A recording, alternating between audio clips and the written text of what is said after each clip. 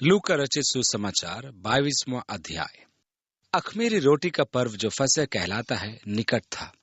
ये पर्व 6 दिन मनाया जाता था। फसह के 2 दिन पूर्व वे झाड़ू लेकर पूरे घर की अच्छी सफाई करके ये सुनिश्चित करते थे कि सारा खमीर घर से बाहर फेंक दिया जाए। ये बड़े उत्साह का काम होता था। वे क्या करते थे कि कहीं न कहीं थोड़ा सा खमीर छोड़ देते थे कि बच्चे उसकी खोज करें और उसे बाहर करें। यह फसह की तैयारी थी। समय निकट आ रहा था और प्रधान याजक और शास्त्री इस बात की खोज में थे कि उसको कैसे मार डालें, पर वे लोगों से डरते थे। तब शैतान यहूदा में समाया जो इस्करियोती कहलाता और 12 चेलों में गिना जाता था। यीशु जन साधारण में स्वीकार्य एवं भविष्यद्वक्ता के रूप में माननीय था। जन समूह उसके उपदेश सुनने एकत्रित होते थे। अतः यदि शास्त्री और फरीसी उसको घात करने का प्रयास करते थे तो जन समूह निश्चय ही उनका विरोध करता था। अतः उन्हें यहूदा का प्रस्ताव उचित जान पड़ा और उन्होंने उसे रुपए देने का वचन दिया। यूहन्ना के अनुसार वह खजांची था। पतरस ने उसे विनाश का पुत्र भी कहा है। यीशु ने उसके विषय में कहा है कि उसके लिए अच्छा होता कि उसका जन्म ही नहीं हुआ होता। कुछ का कहना है कि यीशु को राज्य की स्थापना करने के लिए बाध्य करने का उसके पास यही एकमात्र उपाय था।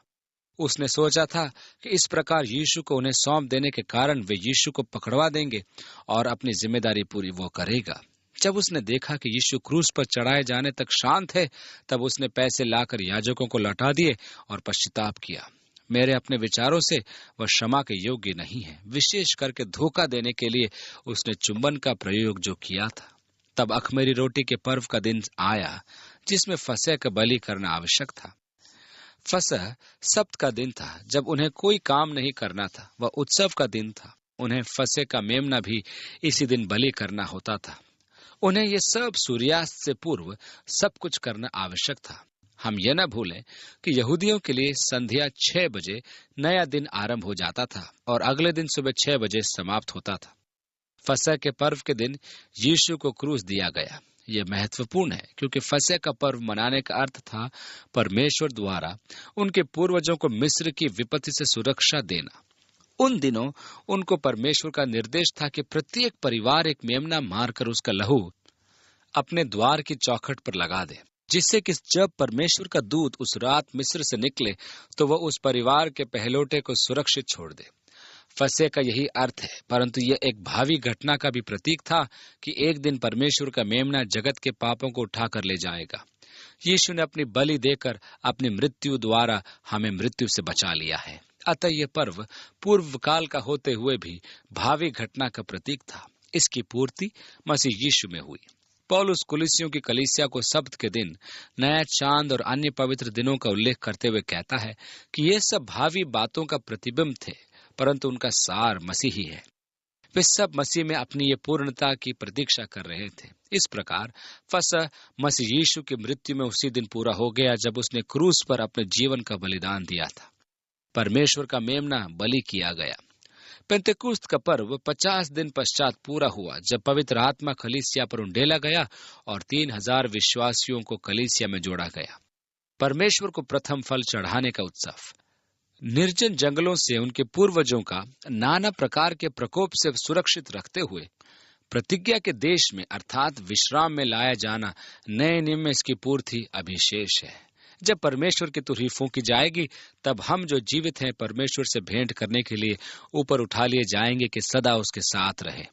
इसी रीति से उसने भोजन के बाद कटोरा भी यह कहते हुए दिया, ये कटोरा मेरे उस लहू में जो तुम्हारे लिए बहाया जाता है वाचा है।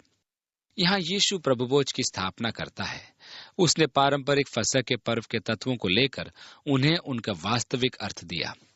उसके रोटी की थैली में रोटी के 3 टुकड़े होते थे। उनमें से मध्य की रोटी को तोड़ा जाता था। यीशु ने कहा, ये मेरी देह है जो तुम्हारे लिए तोड़ी जाती है। भोजनोपरांत उसने प्याला लिया और कहा, ये कटोरा मेरे उस लहू में जो तुम्हारे लिए बहाया जाता है नई वाचा है। आज भी यहूदियों के फसह के पर्व को ध्यान से देखना हम मसीही विश्वासियों के लिए अत्यधिक महत्वपूर्ण एवं ज्ञानवर्धक है। आप इसमें मसीह यीशु को देख सकते हैं। आप इसमें सुसमाचार को देख सकते हैं। इसके द्वारा उनके मन यीशु को ग्रहण करने के लिए तैयार थे। यह फसह के भोज का अंतर है, परंतु उनके लिए तो यह मिस्र में मृत्यु से सुरक्षा का एक स्मारक पर्व था।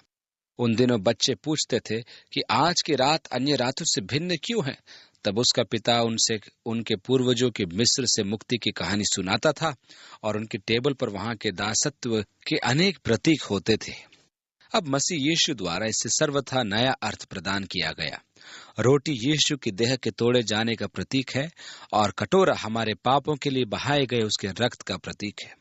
पर देखो, मेरे पकड़ने वाले का हाथ मेरे साथ मेज पर है, क्योंकि मनुष्य का पुत्र तो जैसा उसके लिए ठहराया गया जाता है, पर हाय उस मनुष्य पर जिसके द्वारा वो पकड़वाया जाता है। बाइबल में स्पष्ट है कि यीशु जानता था कि उसे कौन पकड़वाएगा। यीशु की चेतावनी पर यहूदा के पास विनाश से बचने का समय था। तब वे आपस में पूछताछ करने लगे कि हम में से कौन है जो ये काम करेगा। उनमें यह वाद विवाद भी हुआ कि उनमें से कौन बड़ा समझा जाता है। यह कैसी दयनीय स्थिति है जब यीशु ये कह रहा है कि दुख भोगने से पहले उसकी बड़ी लालसा थी कि वह शिष्यों के साथ फंसे खाए, परंतु यहाँ उनमें वाद विवाद हो रहा है कि हम में बड़ा छोटा कौन होगा। 25 से आगे लिखा है, उसने उनसे कहा, अन्य जातियों के राजा उन पर प्रभुता करते हैं और जो उन पर अधिकार रखते हैं वे उपकारक कहलाते हैं, परंतु तुम ऐसे न होना, वरन जो तुम में बड़ा है वह छोटे के समान और जो प्रधान है वह सेवक के समान बने। क्योंकि बड़ा कौन है, वह जो भोजन पर बैठा है या वह जो सेवा करता है? क्या वह नहीं जो भोजन पर बैठा है? परंतु मैं तुम्हारे बीच में सेवक के समान हूँ। तुम वह हो जो मेरी परीक्षाओं में लगातार मेरे साथ रहे, और जैसे मेरे पिता ने मेरे लिए एक राज्य ठहराया है, वैसे ही मैं भी तुम्हारे लिए ठहराता हूँ, ताकि तुम मेरे राज्य में मेरी मेज पर खाओ पियो, वरन सिंहासनों पर बैठकर इस्राएल के 12 गोत्रों का न्याय करो। वह यह प्रतिज्ञा यहूदा इस्करियोतियों के अतिरिक्त अपने अन्य 11 प्रेरितों को दे रहा है। मेरे विचार में यहूदा के स्थान पर परमेश्वर ने पौलुस को चुना है। कलीसिया ने तो चिट्ठी डालकर मत्तिया को चुना था। मेरे लिए तो प्रभु की आज्ञा महिमाशाली प्रतीत होती है, क्योंकि यीशु ने कहा था कि ताकि तुम मेरे राज्य में मेरे भोज पर खाओ पियो। 31 में आगे लिखा है, शमौन है शमौन, देख शैतान ने तुम लोगों को मांग लिया है कि गेहूं के समान फटके, परंतु मैंने तेरे लिए विनती की कि तेरा विश्वास जाता न रहे, और जब तू फिरे तो अपने भाइयों को स्थिर करना। पतरस में कुछ विशेष बात थी। कहा जाता है कि वह बहुत लंबा चौड़ा था। वो उतावला और प्रेम करने वाला था। अपने उतावलेपन के कारण वह किसी न किसी समस्या में पड़ जाता था। वह बिना सोचे समझे कुछ भी कह देता था, जो कभी तो यथोचित और कभी सर्वथा अनुचित होता था। यीशु ने उसके विश्वास की दृढ़ता के लिए उसकी सुनी थी। उसकी समस्या उसके विश्वास से संबंधित नहीं थी। वह प्रभु में सदैव विश्वास रखता था। आगे लिखा है, उसने उससे कहा, हे प्रभु, मैं तेरे साथ बंदीगृह जाने वरन मरने को भी तैयार हूँ। उसने कहा, हे पतरस, मैं तुझसे कहता हूँ कि आज मुर्गा बांग न देगा जब तक तू 3 बार मेरा इनकार न कर ले कि तू मुझे नहीं जानता। फिर उसने उससे कहा, जब मैंने तुम्हें बटुए और झोली और जूते बिना भेजा था, तो क्या तुमको किसी वस्तु की घटी हुई थी? उन्होंने कहा, किसी वस्तु की नहीं। उसने उनसे कहा, परंतु अब जिसके पास बटुआ हो वह उसे ले, और वैसे ही झोली भी, और जिसके पास तलवार न हो वह अपने कपड़े बेचकर एक मोल ले। यीशु का अर्थ यह नहीं था कि वह तलवार लेकर राज्य की स्थापना करेगा। इसका संदर्भ उसकी सेवा में आने वाली परेशानियों और कठिनाइयों से था। उसने 37वें पद में कहा, क्योंकि मैं तुमसे कहता हूं कि यह जो लिखा है वह अपराधियों के साथ गिना गया, उसका मुझ में पूरा होना अवश्य है, क्योंकि मेरे विषय में लिखी बातें पूरी होने पर है। क्योंकि मैं तुमसे कहता हूं कि यह जो लिखा है कि वह अपराधियों के साथ गिना जाएगा, उसका मुझ में पूरा होना अवश्य है। यीशु को भविष्यवाणियों में पूरा विश्वास था कि वे पूरी होकर ही रहेंगी। आपको भी भविष्यवाणियों में पूरा विश्वास प्राप्त हो सकता है। आप जान सकते हैं कि वे पूरी होंगी। अनेक बार अपने अनुमानों द्वारा मनुष्यों ने भविष्यवाणी के विषय को हानि पहुंचाई है। उदाहरण, ख्रीस्त विरोधी के विषय में अनुमान लगाना एक संकटपूर्ण कल्पना है। हम ये अवश्य जानते हैं कि प्रभु आएगा, परंतु हम ये नहीं जानते हैं कि कब। हम जानते हैं कि मंदिर का पुनर्निर्माण होगा, परंतु हम नहीं जानते हैं कि कब और कैसे। हम ये अवश्य जानते हैं कि धर्मशास्त्र की भविष्यवाणी एक दिन जरूर पूरी होगी। यशायाह 53 में लिखा है कि वह अपराधियों में गिना जाएगा, तो यीशु जानता था कि वह पूरा होगा। आगे लिखा है, तब वह बाहर निकलकर अपनी रीति के अनुसार जैतून के पहाड़ पर गया और चेले उसके पीछे हो लिए। उस जगह पहुंचकर उसने उनसे कहा, प्रार्थना करो कि तुम परीक्षा में न पड़ो। और वो आप उनसे अलग एक ढेला फेंकने की दूरी भर गया और घुटने टेक कर प्रार्थना करने लगा, हे पिता, यदि तू चाहे तो इस कटोरे को मेरे पास से हटा ले, तो अभी मेरी नहीं परंतु तेरी ही इच्छा पूरी हो। तब स्वर्ग से एक दूत उसको दिखाई दिया जो उसे सामर्थ्य देता था। वो अत्यंत संकट में व्याकुल होकर और भी हार्दिक वेदना से प्रार्थना करने लगा, और उसका पसीना मानो लहू की बड़ी बड़ी बूंदों के समान भूमि पर गिर रहा था। तब वह प्रार्थना से उठा और अपने चेलों के पास आकर उन्हें उदासी के मारे सोता पाया और उनसे कहा, क्यों सोते हो? उठो, प्रार्थना करो कि परीक्षा में न पड़ो। यदि हो सके तो। क्या हो सके? यीशु की प्रार्थना बहुत ही महत्वपूर्ण है। यदि क्रूस के बिना मनुष्य का उद्धार हो सके तो। आज अनेकों के लिए क्रूस का मार्ग कठिन है, क्योंकि वे कहते हैं कि क्रूस का मार्ग बहुत संकीर्ण है।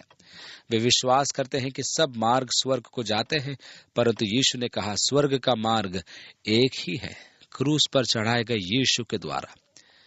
बाइबल में लिखा है कि क्रूस यहूदियों के लिए विरोध और यूनानियों के लिए मूर्खता है, परंतु हमारे लिए जो उद्धार पा चुके हैं, यह उद्धार के निमित्त परमेश्वर की सामर्थ है। यीशु पिता से प्रार्थना में कह रहा है कि यदि हो सके तो क्रूस की मृत्यु को विकल्प प्रदान कर दे। क्रूस की मृत्यु इस बात का प्रमाण है कि कोई विकल्प या अन्य मार्ग नहीं है, केवल मसीह यीशु ही मार्ग है। वह ये कह ही रहा था कि एक भीड़ आई और उन 12 में से एक, जिसका नाम यहूदा था, उनके आगे आगे आ रहा था। वह यीशु के पास आया कि उसका चुमा ले। यीशु ने उससे कहा, यहूदा, क्या तू चुमा लेकर मनुष्य के पुत्र को पकड़वाता है? उसके साथियों ने जब देखा कि क्या होने वाला है, तो हे प्रभु, क्या हम तलवार चलाएं? और उनमें से एक ने महायाजक के दास पर तलवार चलाकर उसका दाहिना कान उड़ा दिया। इस पर यीशु ने कहा, अब बस कर, और उसका कान छू कर उसे अच्छा किया। तब यीशु ने प्रधान याजकों और मंदिर के पहरुओं के सरदारों और पुरनियों से, जो उस पर चढ़ आए थे, कहा, क्या तुम मुझे डाकू जानकर तलवारों और लाठियों लिए हुए निकले हो? जब मैं मंदिर में हर दिन तुम्हारे साथ था तो तुमने मुझ पर हाथ न डाला, पर यह तुम्हारी घड़ी है और अंधकार का अधिकार है। दूसरे सुसमाचार वृतांत में हमें देखने को मिलता है कि किसी एक शिष्य ने महायाजक के दास पर वार करके उसका कान उड़ा दिया। यह तो उसका सौभाग्य था कि वह शिष्य नींद में था, नहीं तो वार गर्दन को धड़ से अलग कर देता। यीशु ने उसी क्षण उसका कान छू कर उसे अच्छा किया। यीशु ने उसके पकड़ने वालों से कहा कि वह उसे डाकू जानकर तलवार और लाठी लेकर आए थे। वो तो प्रतिदिन मंदिर में उनके मध्य था, पर यह उनकी घड़ी थी, यानी अंधकार का अधिकार था। फिर वे उसे पकड़कर ले चले और महायाजक के घर में लाए। पतरस दूर उसके पीछे पीछे चलता था, और जब वे आंगन में आग सुलगाकर इकट्ठे बैठे तो पतरस भी उनके बीच में बैठ गया। तब एक दासी उसे आग के उजाले में बैठ देखकर और उसकी ओर ताक कर कहने लगी, यह भी तो उसके साथ था। परंतु उसने यह कहकर इनकार किया, हे नारी, मैं उसे नहीं जानता। थोड़ी देर बाद किसी और ने उसे देखकर कहा, तू भी तो उन्हीं में से है। पतरस ने कहा, हे मनुष्य, मैं नहीं हूं। कोई घंटे भर के बाद एक और मनुष्य दृढ़ता से कहने लगा, निश्चय ही यह भी तो उसके साथ था, क्योंकि यह गलीली है। पतरस ने कहा, हे मनुष्य, मैं नहीं जानता कि तू क्या कहता है। वह कह ही रहा था कि तुरंत मुर्गे ने बांग दी। तब प्रभु ने घूमकर पतरस की ओर देखा और पतरस को प्रभु की वो बात याद आई जो उसने कही थी, आज मुर्गे के बांग देने से पहले तू 3 बार मेरा इनकार करेगा। और वो बाहर निकलकर फूट फूट कर रोया। ये वही पतरस था जो यीशु के साथ बंदीगृह में जाने और मरने का दम भरता था। आप यह न मान ले कि पतरस बेवफा था। मुझे तो पूरा विश्वास है कि जब पतरस ने यह दावा किया था तो उसने सच्चे दिल से यह कहा था। आज भी हम जब परमेश्वर के समक्ष प्रतिज्ञा करते हैं तो उसमें एक महान निष्ठा होती है, परंतु जब हम पर परेशानी आती है तो हम उसी नाव में चढ़ जाते हैं जिसमें पतरस था।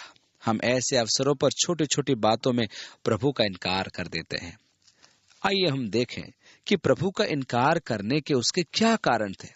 सबसे पहला, जब उसे प्रार्थना करना आवश्यक था तब वह सो रहा था। यह सबकी विफलता का कारण होता है कि प्रार्थना करने की अपेक्षा हम सोए रहते हैं।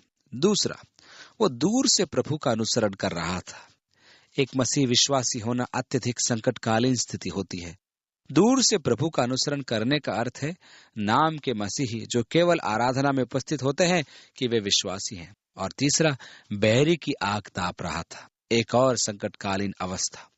इन तीनों अवस्थाओं का परिणाम यह हुआ कि उसने प्रभु का इनकार किया। यीशु ने पतरस की ओर किस मानसिक अवस्था में देखा? यीशु ने जो दृष्टि पतरस पर डाली वह सहानुभूति की दृष्टि थी। मैं समझता हूं कि वह पतरस से कह रहा था कि मत भूल, मैं तुझसे अब भी प्रेम रखता हूं। संभव है कि पतरस ने ऐसा प्रेम किसी की आंखों में नहीं देखा होगा। यही कारण था कि पतरस का हृदय दुख से भर गया। बाइबल का यह वचन है, क्या तुम नहीं समझ पाते कि यह परमेश्वर की भलाई है जो मनुष्य को मन फिराव के लिए प्रोत्साहित करती है?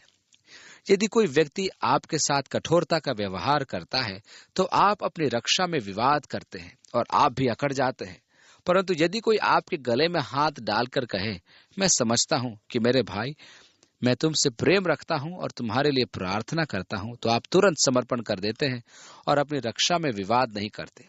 यीशु ने भी आंखों आंखों में पतरस से यही कहा था और वो बाहर निकलकर फूट फूट कर रोया। हम इसे 24वें अध्याय में देखेंगे। आगे लिखा है, जो मनुष्य यीशु को पकड़े हुए थे वे उसे ठट्टों में उड़ाकर पीटने लगे और उसकी आंखें ढांक कर उससे पूछा, भविष्यवाणी करके बता कि तुझे किसने मारा?